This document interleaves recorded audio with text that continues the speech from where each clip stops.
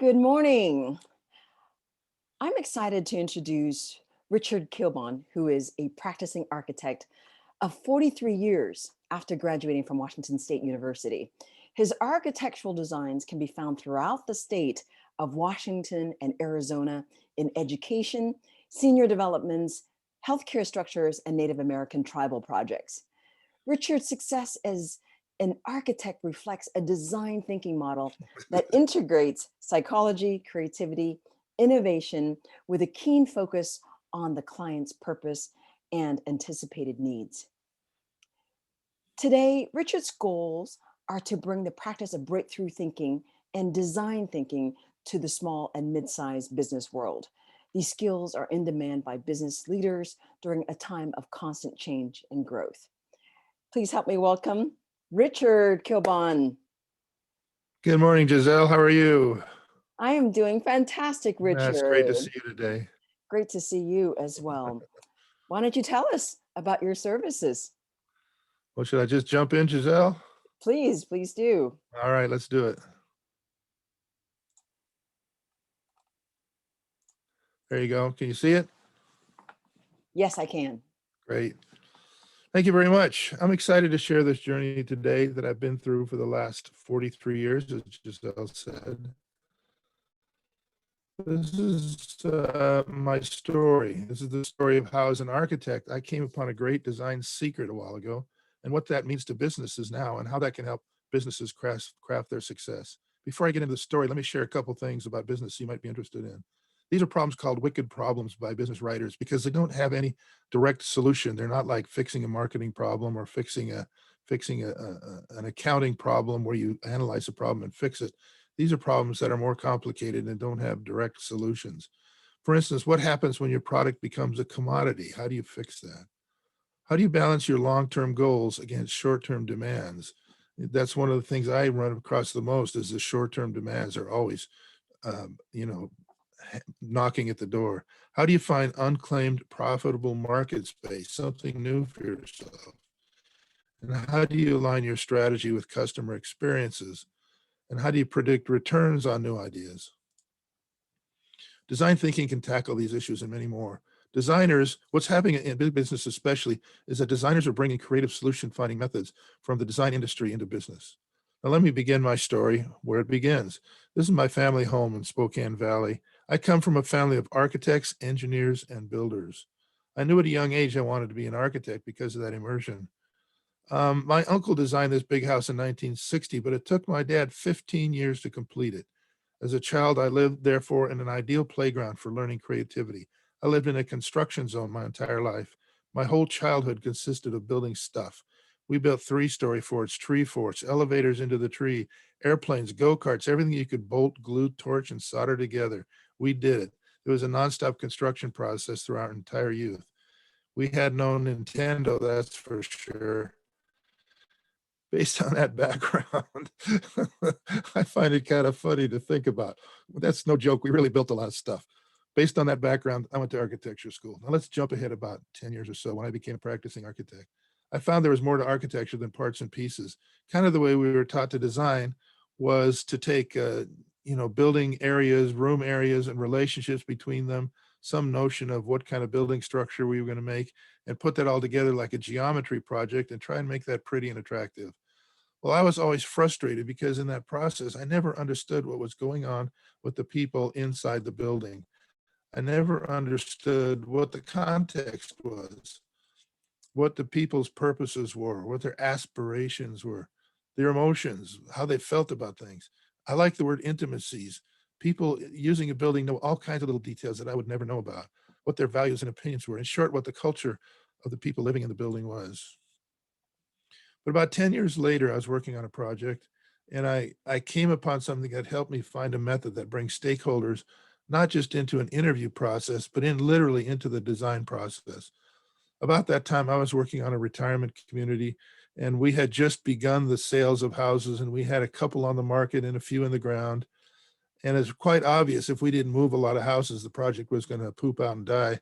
So anyway, I was able to go to University of Southern California and meet a gentleman named Gerald Nadler, who had for 50 years researched what happens in the brains, the minds of really noted and very popular solution finders. And these are the 7 principles that he advocates or brings to the fore. Now, we're going to talk about the first 2 today. We've already talked about bringing people into the design process, but the first principle about purposes is very powerful for me. Design is first about finding a definition for the problem, about stepping back and really understanding what your definition is. That's never obvious. It always takes work. So we have to question, we have to prod and explore. But what has not happened in the past is bringing the stakeholders into that exploration process. And purposes, it turns out, are there's many ways to define a problem, but purposes are a powerful definition of the problem. And finding the biggest purpose is the key. What I discovered is the most powerful part of design is looking for the biggest purpose. I'm going to try and explain what that means, but I want to say in business, it's traditional to say the purpose of our business is this or that, or what our objective is, it's this or that. But the fact is that people and organizations have many, many purposes from small to big. And we look at them in groups and clusters and we arrange them from low to high. And it turns out the highest purpose, the biggest one, is what creates the best solution. Let me introduce you to another project that helps understand that. This is the Native Project is an acronym, but it is indeed for Native Americans, but not on a reservation. This is an urban setting. We were asked to design both a clinic and a gymnasium for these folks. Now, it's the gymnasium part that's interesting to talk about. It's traditional in reservations to have a gymnasium that serves as a cultural center for the tribe that handles all kinds of functions. So they asked us for gymnasiums, what they're kind of familiar with. But we got together with the board of directors, the staff, people, users in the clinic. We had a big meeting at night, and I pushed the issue of purposes, purposes, purposes. What's the purpose of that? Of this? What's that? What's the higher purpose? What's the bigger thing? It turns out that in this setting here, they were really interested in portraying a sense of sophistication to the city. They really wanted to be part of the city culture, have someplace they can invite the mayor or the city council, someplace they could invite legislators or do fundraising or, do networking with people in the city. They really wanted something that had a presence that really spoke to their pride and what they were accomplishing. So as you can imagine, just with me speaking about the purposes, the gymnasium would not have satisfied that higher purpose. Really, what we designed was a very sophisticated and kind of forward-thinking meeting space where they could do all their networking. Now, the interesting thing about purposes is well, let me back up just a second. It's also important to realize purposes are not just functional aspects. Really soon in my design process, I learned that people have emotional purposes, social and cultural purposes. And when it comes to designing things for your business product, very often that comes to the fore. And the other thing about purposes is it really is helpful to invent the future. Let me explain what that means. Oops. Exploring purposes and values reveals the future.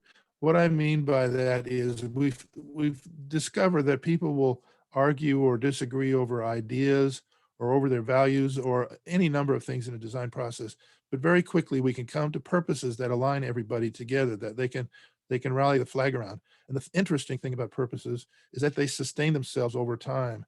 In other words, once you identify organizing purposes for a project or for an organization, those purposes are pretty stable over time. What that means for a business person is that we can design for the future.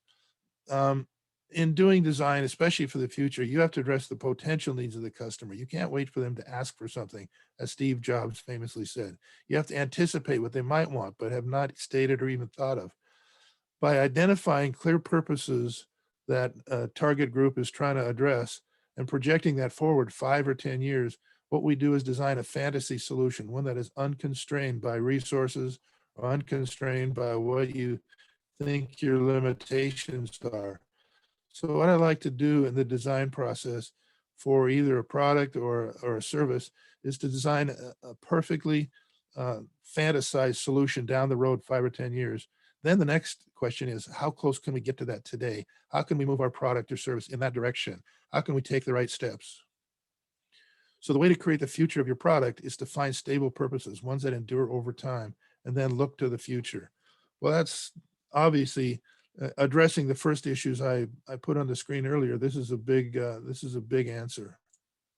But business is also about solving everyday problems.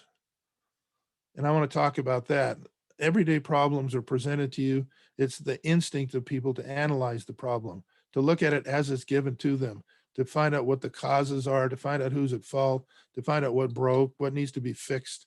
It's pretty instinctive to just look at the problem as it's given to you. But that leads to something called the paralysis of analysis. The more you know about the problem, the more really you become confused. You have a whole pile of information that tells you everything you know about the existing condition, but it tells you very little about where you might go in the future.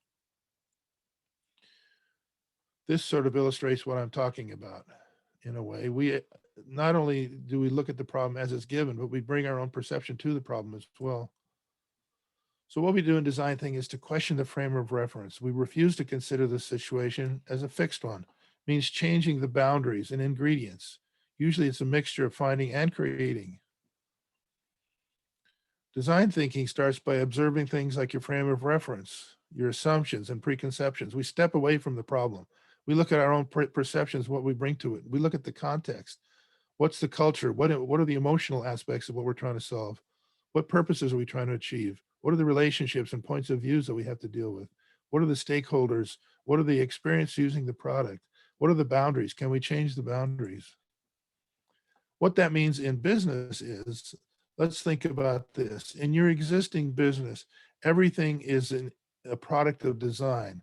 It may be accidental design, but somebody created the system. Some human came up with the idea and put it into place. But the question I ask you is, will that design be accidental or purposeful in your business? We do several things in design thinking. Let me list just a couple quickly here. I already talked to you about projecting into the future via purposes. Another thing design thinkers do is take an anthropological approach and really look at the people using your service or product, really understand how their daily experience of it is, the little details, the little nuances that happens when they're using your product. We challenge your frame of reference, try to get you to look at the problem from a different angle by doing these first two things. And then fourth, which I haven't talked about and may not have time today, is prototyping, a very powerful tool where we design a minimal viable product. Once we get some ideas, we design the cheapest, smallest, easiest thing to just put out in front of people and see how they respond. And then design thinking is all about iteration. Let's make a little change. Let's try it. Let's make a little change. Let's try it again. Let's make a little change and see how things go. Businesses are used to this quadrant here that I'm showing you called the balanced scorecard. For your business to be profitable and be happily and successfully, each of these four quadrants needs to be addressed. Customer service or customer perspective, performance value, your financial value, and your learning perspective. Every one of these items can be improved with design thinking. Obviously, what I've talked about so far, increasing market share is very possible, and customer satisfaction are very much in the wheelhouse of design thinking. But so is improving your production. So is getting more projects per year. So is improving your return on investment and improving your intangibles. So is recruiting high potential profiles. These things are all directly addressed by a design thinking mode that's different than analytical MBA kind of thinking. Imagine if you can improve every element of your business every year. What if it was 5% a year? How would that compound? 10% a year? What if every once in a while you could double the efficiency of one of the elements of your design? This is what design thinking is about. Now, Giselle said beneath, like GE Philips, Deutsche Telekom, Autodesk, and the other ones listed here, design thinking is already a thing. It has been adopted and infused into their company cultures. So my goal is to take what bigger companies are using already and bringing it to small and mid-sized companies. I hope I've inspired you to design your future purposefully instead of accidentally. Design thinking and all our tools here to help you. Please take a small step forward today if you would. The best way to contact me is on LinkedIn, and there's my name, and you can find me in my LinkedIn profile. Thank you very much. Giselle? All right. Thank you, Richard. Now I need to figure out how to stop screen sharing, don't I? Yes, you could just click on, I think, that red button. Aha, there we go. There we go. All right. So we have a few minutes. I'd like to ask you a couple of questions. So if I Absolutely, yeah. if I'm a small to mid-sized business owner, what are, you know, why should I be contacting you? I mean, give me 3 reasons why I need to contact you. Well, the first reason is, it's always really helpful to have an outside eye on things. You get accustomed to your habits and your routines and all the things that you're used to. And I mentioned the frame of reference. It's real normal for people to get attached to their own frame of reference. Secondly, these are things that are not the MBA is not accustomed to. Now, all major schools of business are now teaching this stuff, so it's becoming a deal. But I don't know that it's dripped down into the mid and small size companies. And then, of course, the third reason is the most obvious. Um, we can improve every. It's important to notice in my last part of my presentation, it's not just about inventing the future or creating a cool product. It's about improving the entire operational structure of your business. So it's a new way to think about things that is non-traditional, but is very productive. All right. Sounds great. What is the typical timeline of completing a project, Richard? Well, that's an interesting question. With design thinking, it's not really a timeline situation. I guess you could, there's the most interesting thing about designing is it's the goals are kind of fuzzy. It's important to keep your mind open and to keep you moving in a creative way. You have to have kind of fuzzy targets. So now when you're talking about improvements in specific parts of the business, any business owner can set a timeline on that and work toward that timeline. But in terms of infusing design thinking into a company, it's a matter of the commitment of the leadership. Nothing happens in a company in this regard without the leadership being involved. Um, I've experienced many projects where the leadership was out of sync with what the staff was doing, and that is a death knell to the project. So the leadership, the adopting the process by the leader is the most important step of the process, and that can take well, how much time it takes to have the conversation and make that happen. And then the rest is how deeply do you want to infuse your company with design thinking? Do you want to train your staff? Do you want to include? You want to infuse it in every aspect, or do you want to just address a specific project? All right, Richard. So I am intrigued, fascinated by your ideas around design thinking. What's the best way to connect with you? Well, the best way to connect me is LinkedIn. I don't have a website. I'm just doing coaching right now. So when you contact me, I we begin just by coaching the process and understanding your objectives and the most important, your culture. But LinkedIn is the way you contact me. You have my name on the presentation, and you reach out to me and form a connection, and I'm open to that. All right.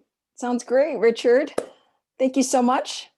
Thank you, Giselle. All It was right. great today to do this. I'm really happy that you invited me along. Thank you. Thank you. We'll talk to you soon. Bye.